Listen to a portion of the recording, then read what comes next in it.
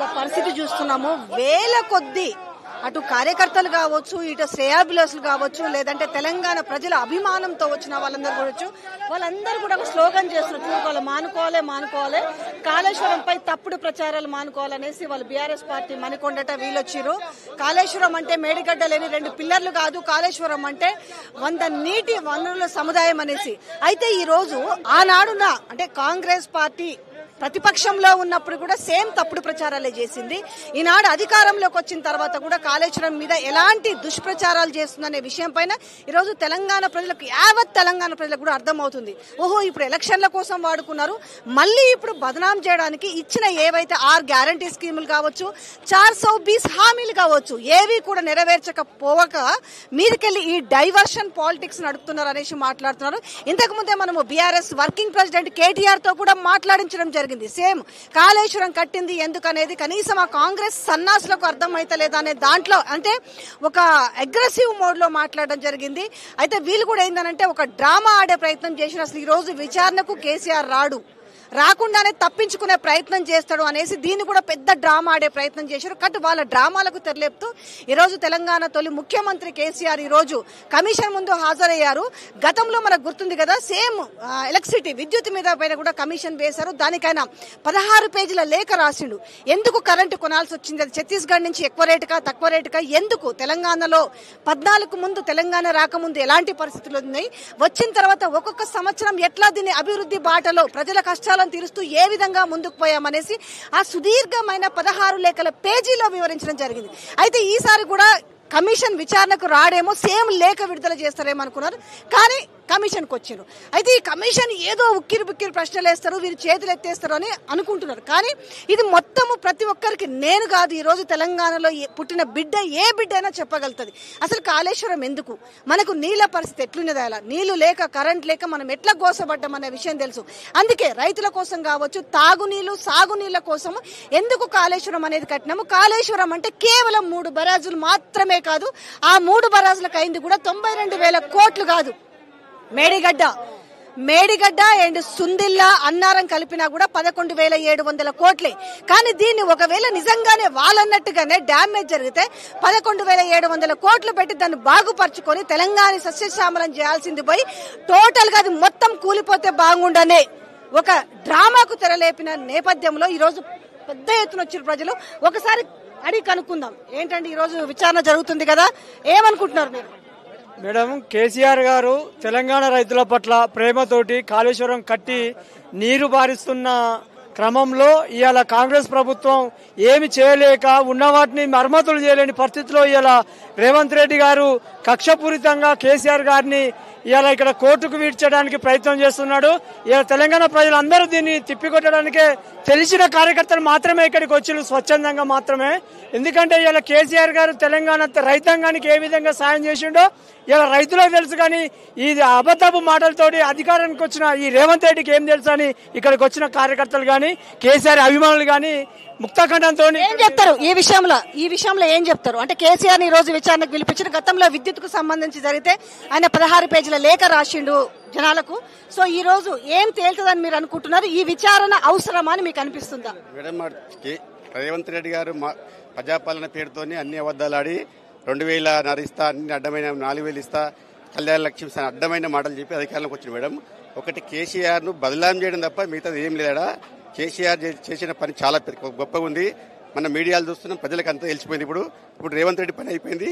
తప్పకుండా కేసీఆర్ నిజాయితీ పరంగా బయటకు వస్తాడు. దాంట్లో ఎలాంటి లోటుపాట్లు అయితే లేవు. మేడం, ఏమనుకుంటున్నారు తెలంగాణ పరంగా రైతులు ఏమనుకుంటున్నారు? ఈ రోజు కాళేశ్వరం అనేది ఇంకా దుష్ప్రచారం చేస్తున్న నేపథ్యంలో, కాళేశ్వరం అంతా కూడా వేస్ట్ అని మాట్లాడుతున్న నేపథ్యంలో ఇవాళ తొలి ముఖ్యమంత్రి కేసీఆర్ ఈ రోజు విచారణకు వచ్చిండ్రు, ఏమనిపిస్తుంది? కేసీఆర్ గారు 10 సంవత్సరాలు పరిపాలించి మంచి అభివృద్ధి చేశాడు. ఇది ఈర్ష్యతోటి కాంగ్రెస్ గవర్నమెంట్ కావాలని కుట్రతోటి చేస్తుంది, అంతేగాని అక్కడ ఏం జరగలేదు. సో జరుగుతున్న వ్యవహారాలు చూస్తే ఏమనిపిస్తుంది?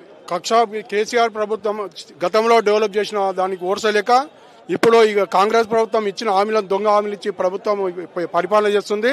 ఇప్పుడు వాళ్ళు చేసే పనులు కాలేకపోక ఇప్పుడు కేసీఆర్ బదలాం చేస్తే డైవర్షన్ పాలిటిక్స్ చేస్తా ఉంది. ఇది కేసీఆర్ గారు తాగునీరు నీరు అనుసంధాన గోదావరి నీళ్ళు ఎక్కడూ పట్టించుకోలేదు. మన ప్రతి ఇంటింటికి నీళ్ళు వచ్చే మాదిరిగా చేసింది, ప్రతి ఎకరా కూడా నీళ్లు అందించే ప్రయత్నం చేసింది. కాబట్టి ఈ బల్దాం చేసి కమిషన్లు తీసుకున్నారు, ఈ కక్కుర్తి పడ్డారనే ఉద్దేశంగా వాళ్ళకి ఏం చేయాలని తొయ్యక ఈ అపకీర్తి చేయడానికే ప్రజల్లో చులకన చూపు చూడడానికి ప్రయత్నం చేస్తుంది రేవంత్ రెడ్డి గారు. జరుగుతున్న పరిణామాలు చూస్తుంటే మీకు ఏమనిపిస్తుంది? 2011 సంవత్సరం నుంచి కూడా ఇప్పటి వరకు కూడా తెలంగాణ గురించి కొట్లాడిన ఏకైక నాయకుడు, తెలంగాణ యొక్క జాతిపిత గౌరవనీయులు మాజీ ముఖ్యమంత్రి వర్యులు కేసీఆర్ గారిని ఈనాడు విచారణ నిమిత్తం ఇక్కడ రమ్మడం చాలా ఇబ్బందికరమైన విషయం. ఈనాడు తెలంగాణ ప్రజలందరూ కూడా ముక్త కంఠంతో దీన్ని ఖండిస్తా ఉన్నారు. భవిష్యత్తులో ఈ యొక్క ప్రాంతం అభివృద్ధి చెందాలనే ఒక ముఖ్య ఉద్దేశంతో గత 10 ఏళ్లుగా ఈ ప్రాంతంలోని నీళ్లు, నిధులు, నియామకాల గురించి కొట్లాడి తెచ్చిన తెలంగాణ ప్రజలందరూ కూడా న్యాయం చేయాలి, వ్యవసాయదారులకు న్యాయం చేయాలనే ఉద్దేశంతో ఈ మెట్ట ప్రాంతమైన తెలంగాణను తప్పనిసరిగా సస్యశ్యామలం చేయాలనే ముఖ్య ఉద్దేశంతో గౌరవనీయులు మన ముఖ్యమంత్రి మాజీ ముఖ్యమంత్రులు చేసిన యొక్క విధిని భరించలేక ఈనాడు కేసీఆర్ పరిపాలన దక్షుడు కాక ఆ పరిపాలన దక్షుడి మీద ఏదో విధంగా మోపాలనే ఒక ముఖ్య ఉద్దేశంతో ఈనాడు ఈ నిర్ణయం తీసుకున్నారు. ఈ నిర్ణయాన్ని కూడా తెలంగాణ యావత్ ప్రజానికమంతా కూడా ముక్తకంతో ఖండిస్తున్నారని తెలియజేస్తా ఉన్నాం. సో ఎవరిని పలకరించినా ఇక్కడికి వచ్చిన వాళ్ళు మొత్తం కూడా అంటే కాళేశ్వరం గురించి ఇదంతా కూడా మాట్లాడుతున్న నేపథ్యం కనిపిస్తుంది. ఎక్కడెక్కడ కాన్స్టెన్సీ నుంచి ఇక్కడికి వచ్చారు, చెప్పండి. అంటే జరుగుతున్న పరిణామాలు చూస్తుంటే తెలంగాణ ప్రజలు ఏమనుకుంటున్నారు, ఏమర్థం అవుతుంది, నిజంగా ఈ కమిషన్ వల్ల ఏం తేలనుంది? ఈ కమిషన్ వల్ల ఒరిగేది ఏం లేదు.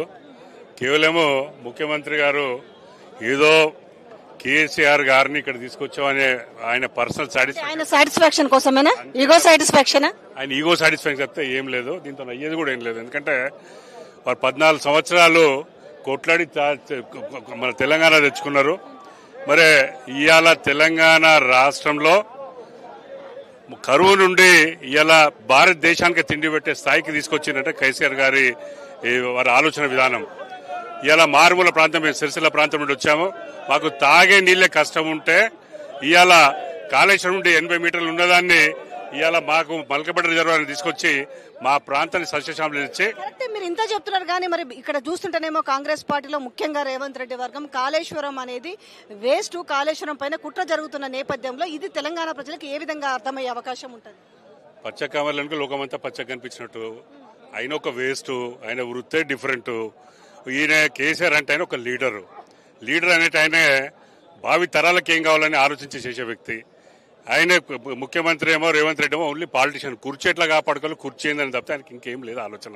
అంతే తప్పితే లీడర్కు రాజకీయ నాయకునికి వ్యత్యాసం చాలా ఉంటుంది. ఎట్లుంది గ్రౌండ్ లో, ఎట్లా ఉంది ఇప్పుడు? బీఆర్ఎస్ అనుకున్నంత స్థాయిలో ఉందా? జనాలు ఏమనుకుంటున్నారు? అనవసరంగా నేను దూరం చేసుకున్నాం అనుకుంటున్నారా?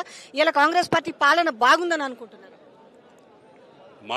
మా ఏళ్ళతో మా కన్ను పొడుచుకున్నాము అని బాధపడతా ఉన్నారు.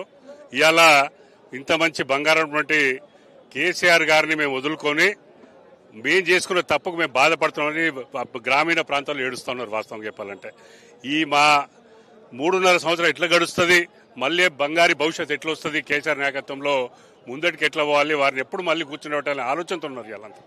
అంతే తప్పితే వారు వేరే ఏం ఆలోచిస్తలేరు.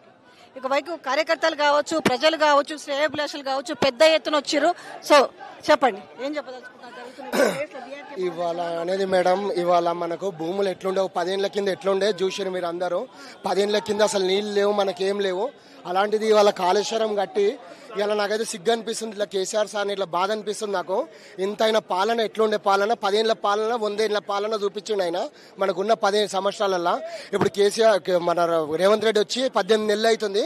18 నెలల్లో 18 ఏళ్ళు వెనక తీసుకుపోయిండు మనం మొత్తం. ఇప్పుడు ఎక్కడ చూసినా ఊర్లలో చూసుకోండి, ఇటు సిటీలో చూసుకోండి, ఓటేసి పరేషాన్ ఆయన అనుకుంటారు అందరూ.